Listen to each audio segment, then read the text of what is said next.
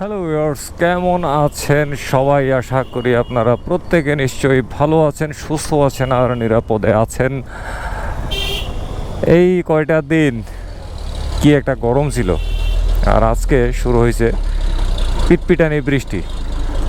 এরকম একটা পিটপিটানি বৃষ্টির মধ্য দিয়ে পিটপিট করে ভিজতে ভিজতে চলে যাচ্ছি মিরপুর 60 ফিট বারেকমোল্লা মোড়ের কাছে অবস্থিত রাইডার্স চয়েসে শাহজাহান ভাইয়ের দোকান। এই তো কয়েকদিন আগে বাইকের টুকটাক একটু কাজকর্ম করাইছিলাম, ভিডিওটা নিশ্চয়ই দেখছেন আপনারা। কেউ না দেখলে দেখে নিতে পারেন, কাজে আসতে পারে। তো সেদিনের কাজ করতে না করতেই আজকে আবার কাজের প্রয়োজনীয়তা দেখা দিছে। কাজ আসলে যে কাজটা, এটা অতীব গুরুত্বপূর্ণ, এটার অবহেলা করার কোনো সুযোগ নাই। আর 2-3 দিন আগেই আসলে এই কাজটা করা দরকার ছিল, কিন্তু সময় স্বল্পতার কারণে আমি করাইতে পারি নাই। তবে আর দেরি নয়, আজকেই এই কাজ করে ফেলবো। আর সেই কাজটি হচ্ছে কি, আমার মোটরসাইকেলের টেপিট মিলাইতে হবে, অর্থাৎ ভালভ ক্লিয়ারেন্স, ভালভ অ্যাডজাস্ট করতে হবে। এই কয়টা দিন ধরে না, মানে 3-4টা দিন ধরে আমি দেখতেছি আমার ইঞ্জিনটা কেমন যেন একটু ভার ভার লাগতেছে। ভার মানে গাড়ি আগাইতে যায় না, শক্তি পাইতেছে না, এরকম। তো এখন ঘটনা যেটা হয়েছে, এরকম পরিস্থিতি যদি হয় তাহলে আমি সবার আগে যেটা চেক করি সেটা হচ্ছে আমার টায়ারের প্রেশার ঠিক আছে কিনা, হাওয়ার প্রেশার। তো দেখলাম ঠিক আছে। তারপরে যেটা দেখি আমি, তারপরে হচ্ছে চাকা দুইটা ফ্রি আছে কিনা। তো সেটাও চেক করে দেখলাম যে না, ঠিক আছে। তাইলে এরপরে আসলে ভালভ অ্যাডজাস্ট করা ছাড়া আর কোনো রাস্তা নাই। আর ভালভ অ্যাডজাস্ট করানোর জন্য আমি সাধারণত আমার পরিচিত বা যারা এই ফিলার গজ দিয়ে কোম্পানির রিকমেন্ডেশন গ্যাপ অনুযায়ী মিলাবে, আমি তাদের কাছে যাই। তো সেরকমই একটা দোকান শাহজাহান ভাইয়ের রাইডার্স চয়েস। তো চলেন সেখানে যাই, তারপরে বাদ বাকি কথাবার্তা বলি। সারা রাস্তা ছিল টপটপানি বৃষ্টি, আর ক্যামেরা অন করা হয় নাই। চলে আসছি শাহজাহান ভাইয়ের দোকান রাইডার্স চয়েসে। এই তো দোকানটা, যেখানে আমি নিয়মিত কাজকর্ম করাই। আমার খুব ট্রাস্টেড একটা ওয়ার্কশপ। এখানে এনে এই ভালভ মিলানোর জন্য যাবতীয় প্রিপারেশন নেওয়া হচ্ছে, সব কিছু খুলছে। আর এখন এই দেখেন আমার এনএসের জ্বর উঠছে আর কি। এই দেখেন পানি দেওয়া হচ্ছে, প্রবল বেগে তাকে পানি দেওয়া হচ্ছে, তার জ্বর উঠেছে। এখন যদি এখানে কাপড় দেওয়া হয়, ভেজা কাপড়, তাহলে ওই কাপড়েও তার আসলে কোনো লাভ হবে না। এই জন্য তাকে সরাসরি পাইপ দিয়ে পানির প্রবাহ নিক্ষেপ করা হচ্ছে। আচ্ছা, এইটার কারণটা হচ্ছে কি, ভালভ মিলানোর সময় বা ট্যাবিট মিলানোর সময় ইঞ্জিনকে পুরোপুরিভাবে ঠান্ডা করে নিতে হয়। যদি ঠান্ডা না কইরা ভালভ মিলানো হয় বা ট্যাবিট মিলানো হয়, তাহলে কিন্তু সঠিক গ্যাপটা থাকে না। ধরেন আপনি সঠিক গ্যাপে মিলাইছেন গরম অবস্থায়, ঠিক আছে, কিন্তু এই গ্যাপটা কিন্তু ইঞ্জিনটা ঠান্ডা হলে আর থাকবে না। সুতরাং ইঞ্জিনটা যখন ঠান্ডা হবে তখন এই কাজটা করতে হবে। তো আমার তো আজকে তাড়া আছে, আমার বসে থাকার সময় কম, এই জন্য এইভাবে পানি দিয়ে তারপরে ইঞ্জিনটারে ঠান্ডা করা হইতেছে। এই ভালভটা তো থাকে হচ্ছে ইঞ্জিনের হেডে, তো এটারে ঠান্ডা করে তারপরে এই কাজে ধরা হবে। এখন চলতেছে ঠিক সেই কাজটি। ইস, যদি আজকে গরম হইতো তাইলে কিন্তু, মানে যদি আজকে গরমের সময় হইতো, তীব্র রৌদ্র থাকতো, তাইলে আমি আস্তে আস্তে কিন্তু ইঞ্জিন আরও অনেক গরম হয়ে যেত। তো যেহেতু বৃষ্টির দিন, তুলনামূলকভাবে একটু হইলেও কিন্তু কম গরম হয়েছে। ওকে, এবারে ইঞ্জিন হেড খোলা হয়ে গেছে। এই হচ্ছে খুলি, ঠিক আছে, এই হচ্ছে খুলিটা। খুলি খোলা হয়ে গেছে। আর এই হচ্ছে বাকি অংশটা।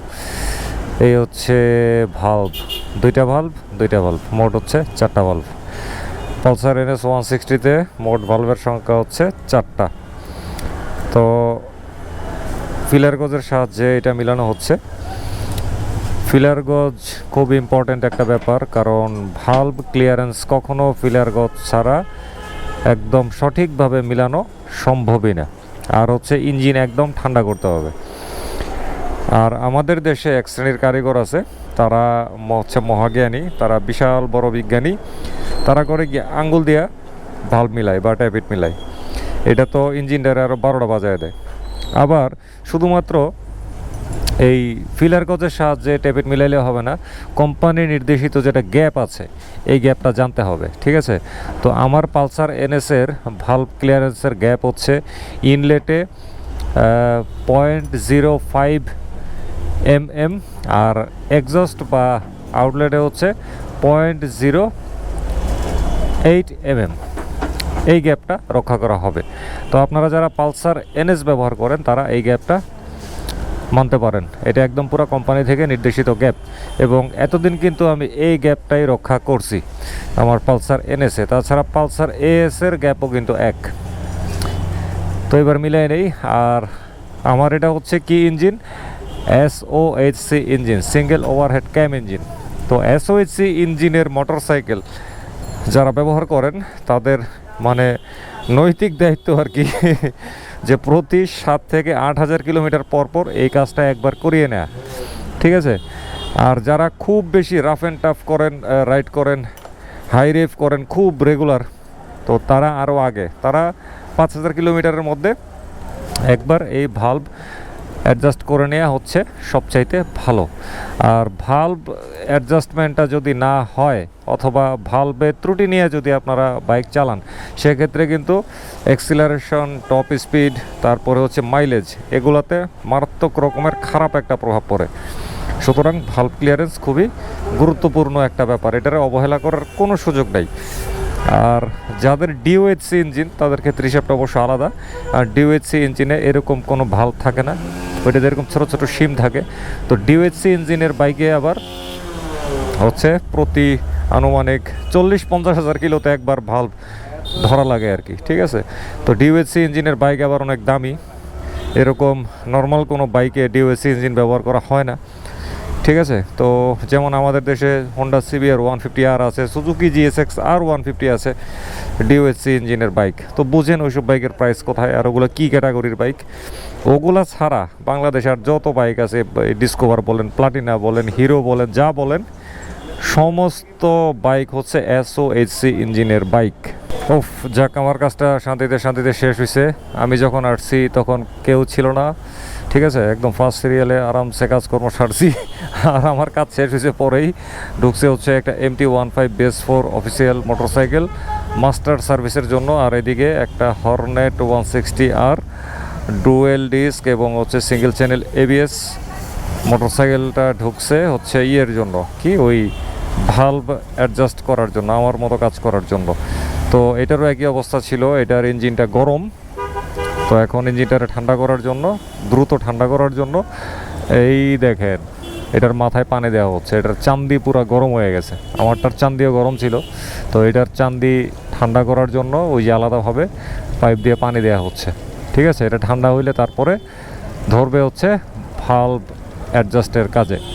তো দেখছেন ঠান্ডা না কইরা, মানে ইঞ্জিন ঠান্ডা না কইরা, মানে চান্দি ঠান্ডা না কইরা ভালভ অ্যাডজাস্টমেন্ট করা যাবে না, এটা হলো একদম সাফ কথা। এরপরে ফিলার গজ লাগবে, এরপরে হচ্ছে কোম্পানি নির্দেশিত গ্যাপ অনুযায়ী ভালভ মিলাইতে হবে।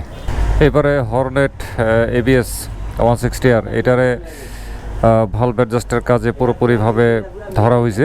তো এখন হর্নেটের ভালভের যে গ্যাপ সেটা হচ্ছে ইনলেটে 0.08 mm আর এক্সস্ট বা আউটলেটে হচ্ছে 0.24 mm।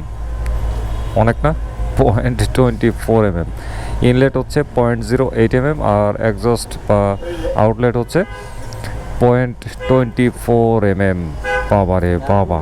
আর আমার এক্সস্টে হচ্ছে 0.08 mm আর আমার ইনলেট হচ্ছে 0.05 mm। তো ঠিক আছে, এটা মিলাক, এটার ভিতর দিয়ে ওইভাবে দেখানোর কিছু নাই। আর হর্নেটে ভালভ গ্যাপ অ্যাডজাস্ট করা আসলে আমার চাইতে অনেক সোজা, কারণ আমার করতে হয় কি ট্যাঙ্ক নামাইতে হয়, হর্নেটে ট্যাঙ্ক নামাইতে হয় না, ট্যাঙ্ক নামানো ছাড়াই সুন্দরভাবে ইঞ্জিন হেডটাকে খোলা যায়। সুতরাং কোনো টেনশন নাই, সুন্দরভাবে মেলানো যায়, পর্যাপ্ত জায়গা আছে, নিচে ঘুপচি গাপচি কম আমারটার মতো। আমারটার তো ঘুপচি গাপচির একদম পুরো আস্তানা। আর এইদিকে MT-15 ইন্ডিয়ান BS4 অফিসিয়াল, এটার মাস্টার সার্ভিসিং চলতেছে। সুজন ভাই তাহলে জায়গা আল্লাহ হাফেজ ভাই, আসি, হ্যাঁ, ভালো থাকেন, হ্যাঁ। এখন কথা হচ্ছে আমার বাইকে আজকে যেসব কাজকর্ম করাইলাম এখানে আমার খরচের পরিমাণ কেমন গেল। তো আজকে এই যে ভাল্ব অ্যাডজাস্ট করা হলো বা ট্যাপিট মিলানো হলো, এইখানে বিল গুনতে হয়েছে 300 টাকা। এই ক্যাটাগরির যত বাইক আছে, এনএস, হাঙ্ক, ট্রিগার, তারপরে হচ্ছে কি বলা যায় পালসার, এই ক্যাটাগরির বাইকে ট্যাপিট মিলাইতে রাইডার্স চয়েস চার্জ করে থাকে 300 টাকা। আবার ধরেন এমটি, তারপরে ওই একটু প্রিমিয়াম ক্যাটাগরির এসওএইচসি ইঞ্জিনের যেসব বাইক আছে ওগুলার প্রাইস নেয় হচ্ছে ট্যাপিট মিলাইতে বা ভালভ অ্যাডজাস্ট করতে 400 টাকা।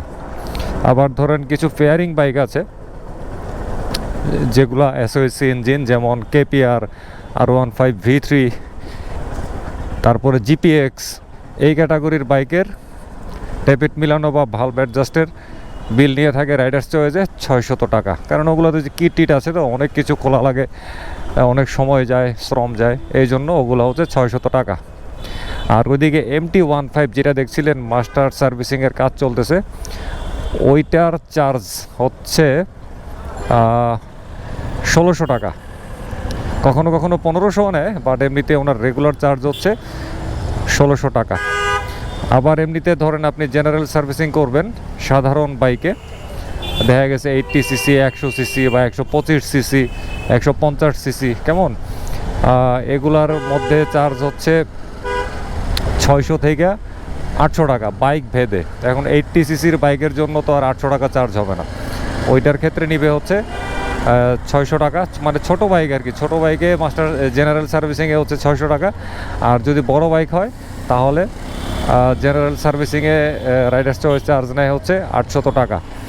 আর মাস্টার সার্ভিসের ক্ষেত্রে চার্জ হচ্ছে বাইক ভেদে 1200 থেকে 1600 টাকা। যেমন আমার বাইক যদি আমি মাস্টার সার্ভিসিং করাইতাম তাহলে আমার বিল হইতো 1200 টাকা। হাঙ্ক, ডিসকভার, এগুলো হচ্ছে এই ক্যাটাগরির বাইক হচ্ছে 1200 টাকা। আর একটু বড় বাইক যেমন ওই যে প্রিমিয়াম বাইক এমটি, এইসব যে নেকেড বাইকগুলো আছে এগুলোর ক্ষেত্রে হচ্ছে এই 1500 থেকে 1600 টাকা।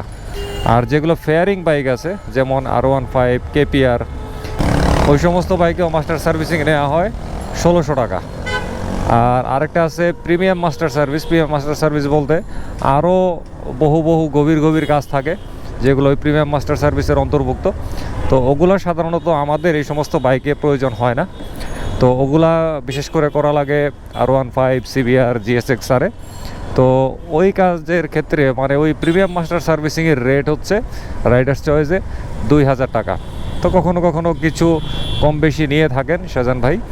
তো আপনারা যদি বিস্তারিত আরও কথাবার্তা বলতে চান বা জানতে চান তাহলে রাইডার্স চয়েসে কল করতে পারেন, অথবা তাদের এখানে এসে কথা বলতে পারেন, অথবা তাদের ফেসবুক পেজে মেসেজ করতে পারেন। সব কিছু দিয়ে দিব ভিডিওর ডেসক্রিপশন বক্সে, আর স্ক্রিনের মধ্যে তো দিয়েই দিলাম।